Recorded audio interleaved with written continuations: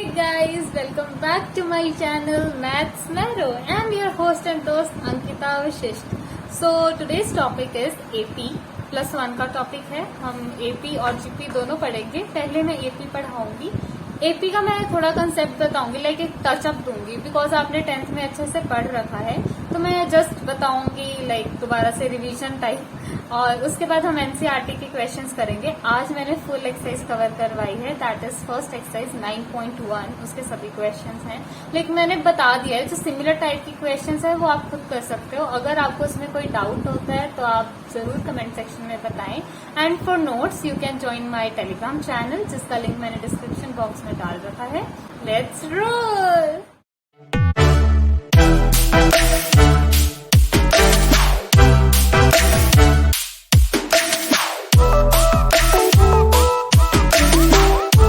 सबसे पहले arithmetic progression क्या है. आप अरिथमेटिक प्रोग्रेशन को एपी भी बोला होगा, आपने ये सुना होगा. ठीक है, सीक्वेंस, बहुत सारी सीक्वेंस होती हैं, उसमें से एक सीक्वेंस हम पढ़ेंगे, दैट इज एपी. ठीक है, आपके 11th स्टैंडर्ड में एपी है एंड जीपी है. अभी मैं आपको एपी एक्सप्लेन करूंगी. एपी की वीडियोस के बाद मैं जीपी एक्सप्लेन करूंगी. इसमें मैं आपको एपी की वीडियोस में मैं आपको एनसीईआरटी क्वेश्चन सॉल्व कराऊंगी, बिकॉज हर क्वेश्चन अपनी एक अलग वेराइटी का है. So let's start with this topic. So यहाँ पे एपी एक होती क्या है, एक कैसी सीक्वेंस, मैं आपको जरा लिख के बताऊं. इसको हम कैसे लिखते हैं, ए प्लस डी, ए प्लस 2d, ए प्लस 3d टिल ए प्लस n-1 इंटू डी. यही होती है एपी. इसी ऑर्डर को, इसी सीक्वेंस को एपी बोला जाता है, जिसमें हमारी ये A1 फर्स्ट टर्म होती है, ये सेकंड होती है, ये थर्ड होती है, ये फोर्थ होती है, एंड सो ऑन. ये AN that is last term होती है. आई गेस आपको इतना पता हो. अगर नहीं पता तो मैं आपको एज यूजुअल जितना भी आपने अपने 10th क्लास में किया उसका रिवीजन करवा रही हूँ. ये होती है आपकी. ठीक है, जिसमें से this is your first term, this is your first term, and D this is your common difference. Common difference, common difference क्या बताता है, हर एक टर्म के बीच का डिफरेंस. अगर आप देखोगे यहाँ पे जो डी आएगा, यहाँ जो डी आएगा, यहाँ जो डी आएगा, इन सब की वैल्यूज सेम होगी. देखिए, और कॉमन डिफरेंस निकालते कैसे थे, कॉमन डिफरेंस निकाला जाता था A2 माइनस A1 से. हम कॉमन डिफरेंस के लिए एक फॉर्मूला यूज करते थे, that is A2 minus A1. ये हमारा कॉमन डिफरेंस होता था. ये हमारी फर्स्ट टर्म होती थी. फर्स्ट टर्म के लिए A ही यूज होता था. कॉमन डिफरेंस के लिए A2 minus A1, sorry A2 minus A1 के लिए कॉमन डिफरेंस लगाते थे. इसके बाद हमने पढ़ा है, अगर मैं सम करूं एपी का, मेरे पास एपी क्या थी, ए प्लस डी. ए ये एक था first term, second term, third term till n term. अगर मैं इन सबका सम कर दूं तो उसका भी एक फॉर्मूला अपीयर होता था हमारे पास. अगर इसका मैं सम कर दूं तो उसका भी एक फॉर्मूला आता था, हमने पढ़ा है SM का. This is sum to n terms. n is number of terms here, number of terms. So Sn is n/2 2a plus n-1 into d. ये आपका फॉर्मूला होता था सम ऑफ n टर्म्स का, n/2 2a plus n-1 into D. Suppose आपकी AP में you know what is your last term. आपको कुछ last term आपकी गिवन है. ठीक है, आपको पता है कि लास्ट टर्म क्या है और आपको फर्स्ट टर्म पता है क्या है, तो आप नंबर ऑफ टर्म्स बहुत इजीली निकाल सकते हैं. n/2 2a plus l. तो आपके पास सम के टोटल मिला के दो फॉर्मूले आ जाते हैं. First one is this and second one is this. First one जब आपको लास्ट टर्म नहीं पता है, सेकेंड में जब आपको लास्ट टर्म पता है, तो आप इजीली निकाल सकते हो. दिस इज सम ऑफ ये रिप्रेजेंट करता है S n sum to n terms. Okay, this is sum to n terms. Okay, this is n by 2 2a plus l. Okay, तो ये आपके कुछ दो फॉर्मूलाज थे. ये आपके सामने आपका फर्स्ट क्वेश्चन है. ठीक है, write the first 5 terms of each of the sequences in exercise 1 to 6 whose nth terms are an is equal to n into n plus 2. ये आपका फर्स्ट क्वेश्चन है. ठीक है, 1 to 6 सेम चलेंगे, तो मैं आपको फर्स्ट क्वेश्चन समझा देती हूँ. बाकी के क्वेश्चन आप खुद कीजिएगा. अगर आपको डाउट आता है या आपको समझ नहीं आता कि कैसे हुए हैं, तो आप प्लीज मुझे कमेंट सेक्शन में डालकर जरूर पूछें. सो फर्स्ट पार्ट है, आपको गिवन दिया हुआ है nth term of the sequences. ये गिवन है, मतलब आपको an गिवन है ना. आप सब्सटीट्यूट करोगे, आपको फर्स्ट 5 टर्म चाहिए. आप सब्सटीट्यूट करोगे, substitute n is equal to कितनी चाहिए, फर्स्ट 5 टर्म्स. तो आप फर्स्ट 5 नंबर सब्सटीट्यूट कर देंगे, आपके पास फर्स्ट 5 टर्म्स आ जाएंगे. It is very easy, like ऐसे हो जाता है. देखो, सब्सटीट्यूट करोगे आप ऑन सब्सटीट्यूटिंग, क्या 1 2 3 4 5 सब्सटीट्यूट कर दो 5 टर्म्स में, तो आपके पास वो 5 नंबर आ जाएंगे. देखो, अगर मैं a1 निकालूंगी तो क्या आ जाएगा, 1 plus 2 3, 3 1s are 3. a2, बस n में मैं वैल्यू डाल रही हूँ और कुछ नहीं कर रही हूँ. 2 2 plus 2, 2 plus 2 4, 4 2s are 8. a3 डालेंगे, ऐसे ही कैलकुलेट करेंगे. ऐसे ही a4 भी आ जाएगा हमारे पास.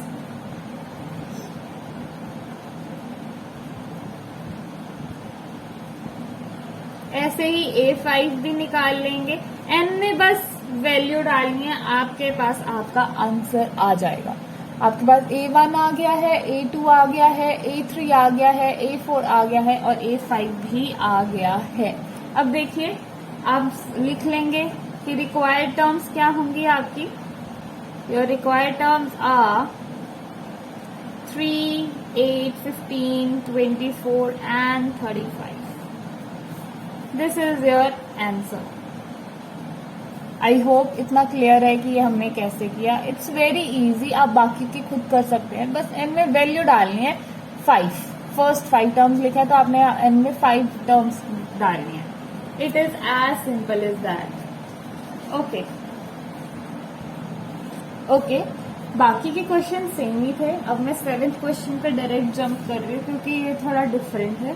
इस क्वेश्चन में कहा गया है, find the indicated terms of each of the sequences in exercise 7 to 10 whose nth terms are an is equal to 4n minus 3 and a7 and a14. Okay, मुझे a7 और a14 निकालना है. हमने पीछे क्या किया था, सब्सटीट्यूशन. इसमें क्या करेंगे, सब्सटीट्यूशन. सेम है ऑन सब्सटीट्यूटिंग. क्या सब्सटीट्यूट कर दो, 17. n को 17 डाल दो. क्यों निकालना है, ये निकालना है हमको, तो n की जगह 17 और 24 डाल देंगे. एक बार 17 डाल दो, एक बार 24 डाल दो. जब आप ये दोनों डालोगे आपके पास आंसर आ जाएगा. ओके, पहले मैं 17 डाल लूंगी. a17 निकालना है तो यहाँ 17 डाल दो.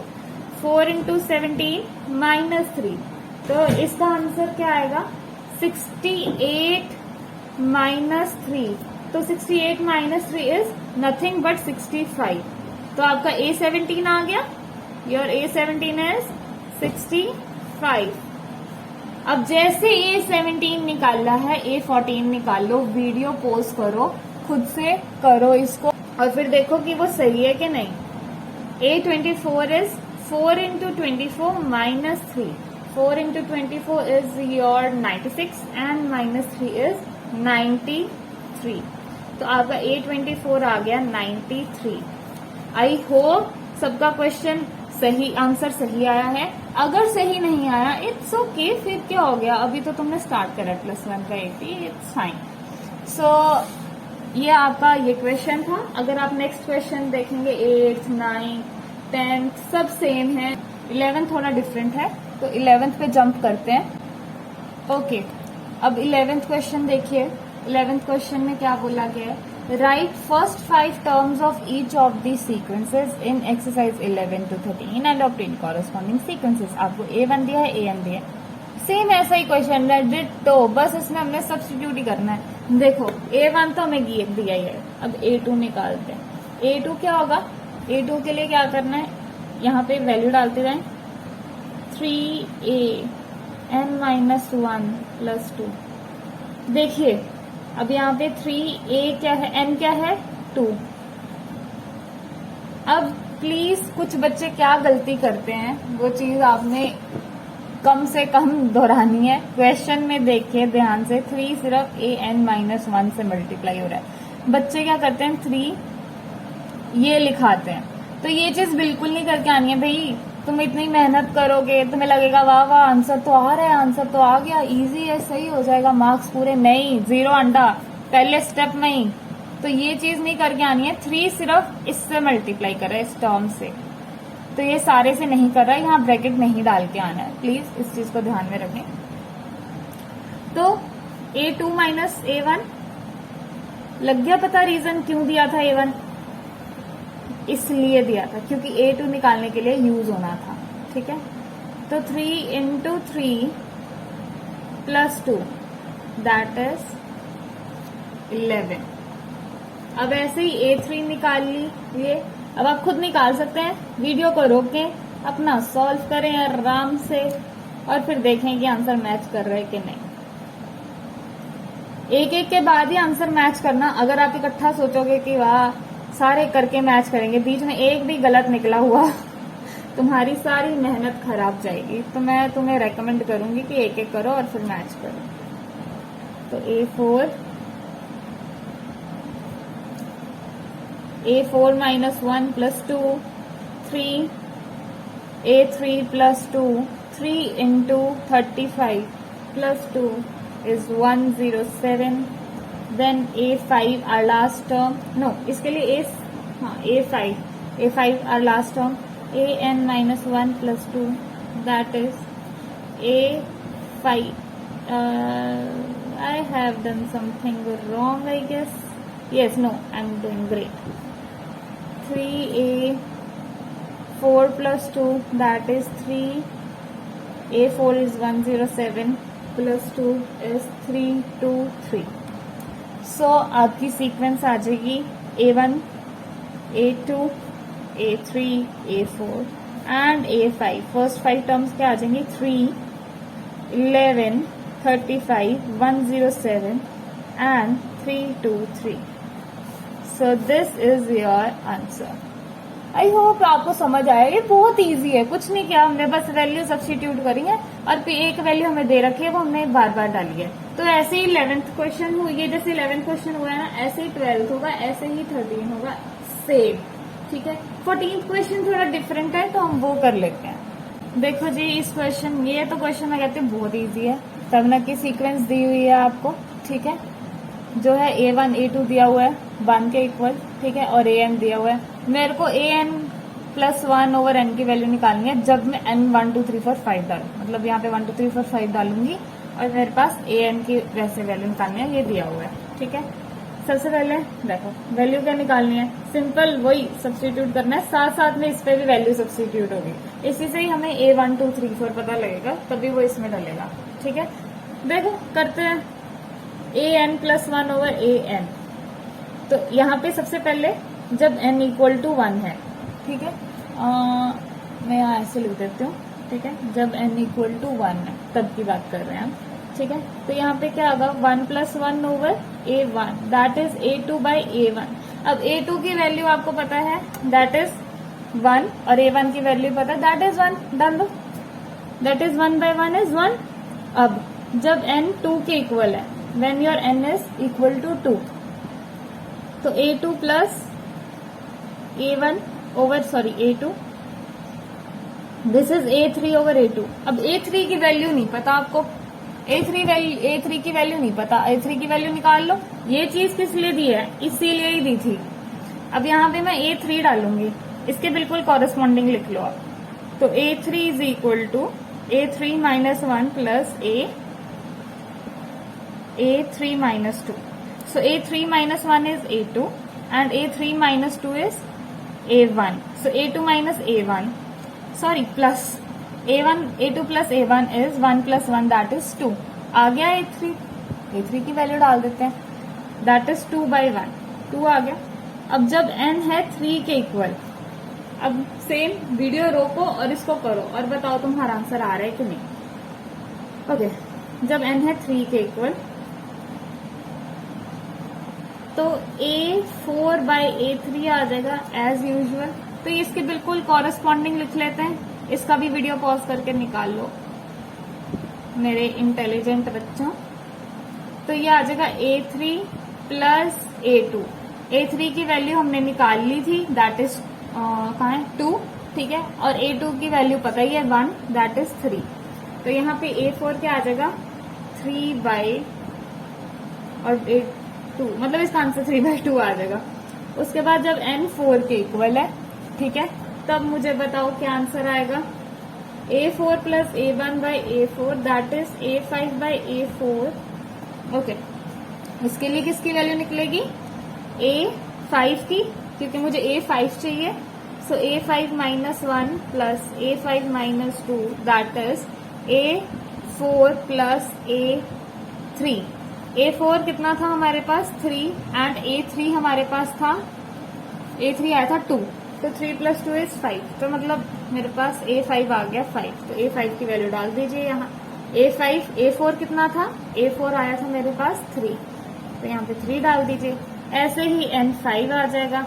तो मुझे बताओ N5 की वैल्यू क्या आई है. 8 बाई 5 आई है. अगर 8 बाई 5 आई है तो वेरी गुड, 8 बाई 5 बिल्कुल करेक्ट है.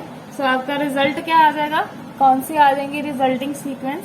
Your resulting sequence will be 1, 2, 3 by 2, 5 by 3 and 8 by 5. This is your answer.